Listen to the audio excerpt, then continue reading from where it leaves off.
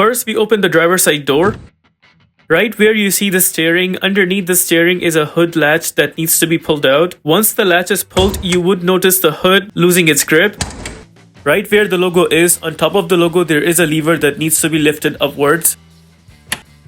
This is that lever that I was talking about. Push this lever upwards and then lift up the hood. This hood has shock absorbers, so there is no support bar, and these shock absorbers actually hold on to the hood. Once the hood is open, right where the headlight is, on top of the headlight there's that hole right there. Underneath that hole is the plug for the turn signal that we will be taking out. Here I'm trying to show you the exact location of that plug. It's this plug right there, and we have to turn this plug anti-clockwise. Once we rotate this plug anti-clockwise, then we pull it out.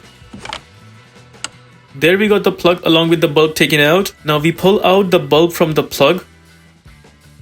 Just like that. Now suppose you have a new bulb and you want to install it back. It does not matter this way or the other. All you have to do is just punch in the bulb back to the plug. Once the bulb is slided in, then we press the bulb to a point until we hear a clicking sound. There the bulb is installed. Now we put it back to a place where we took it out from. We punch in the bulb along with the plug, and once the plug is completely in, only then we turn the plug clockwise to install it firm and strong. With that, we are done with the replacement of the turn signal bulb. Now suppose you want to close the hood back. We lower the hood up until the middle. Now to close the hood properly, we will leave the hood from the middle with a slight push. If it still does not close the way we did, then you may have to push it from the top until it closes completely. If this video helps you in any way, please consider liking this video and subscribing to our channel.